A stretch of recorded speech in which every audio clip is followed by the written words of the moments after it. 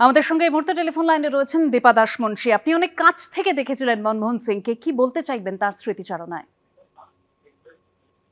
আর দেখুন, আজকে সবাই আমরা খুব ভারাক্রান্ত। এমন একজন মানুষ কে আজকে আমরা হারিয়েছি।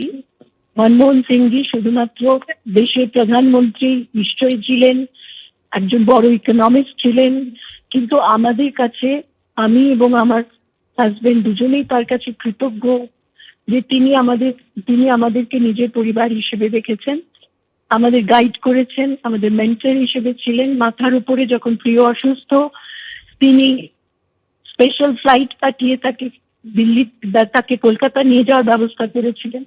তো আমি আমার শুধুমাত্র পরিবারের একজন মানুষকেই হারিয়েছি বলে আজকে আমার মনে হচ্ছে। দেশের প্রধানমন্ত্রী তো বটেই, কিন্তু এই লসটা আমি এখনো ঠিক, মানে কি বলবো, আমি ঠিক বুঝে উঠতে পারছি না কিভাবে এক্সপ্রেস করবো। একটা বিরাট বিরাট লস আমাদের কাছে।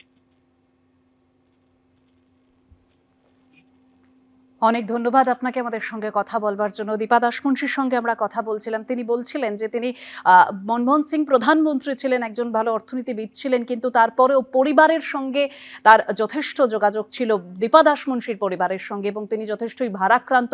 তিনি কথা বলছিলেন সেরকমই। প্রাক্তন প্রধানমন্ত্রী মনমোহন সিং মৃত্যুকালে তার বয়স হয়েছিল 92 বছর। একাধিক দপ্তরের দায়িত্ব সামলেছেন মনমোহন সিং।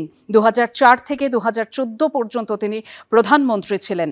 1991 সালে ভারতের তৎকালীন প্রধানমন্ত্রী পিভি নরসিমহা রাও কে শ্রী সিংকে অর্থমন্ত্রী হিসেবে মনোনীত করেন, এবং সেই সময় ভারতবর্ষ এক অর্থনৈতিক সংকটের সম্মুখীন ছিল রাও, এবং সেই সময় মনমোহন সিং ভারতীয় অর্থনীতিকে সমাজবাদী অর্থনীতি থেকে মুক্ত পুঁজিবাদী অর্থনীতিতে পরিবর্তিত করার সিদ্ধান্ত নেন। একাধিক দপ্তরের দায়িত্ব সামলেছেন তিনি। 1976 নভেম্বর থেকে 1980 এপ্রিল অবধি একই সময় অ্যাটমিক এনার্জি কমিশনের অর্থনৈতিক বিষয়ক সদস্যও ছিলেন মনমোহন সিং।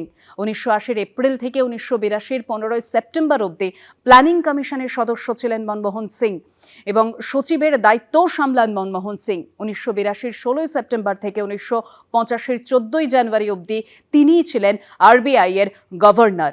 প্রাক্তন প্রধানমন্ত্রী মনমোহন সিং তিনি প্রয়াত। মৃত্যুকালে তাঁর বয়স হয়েছিল 92 বছর। শ্বাসকষ্টজনিত সমস্যার কারণে তাঁকে হাসপাতালে ভর্তি করা হয়।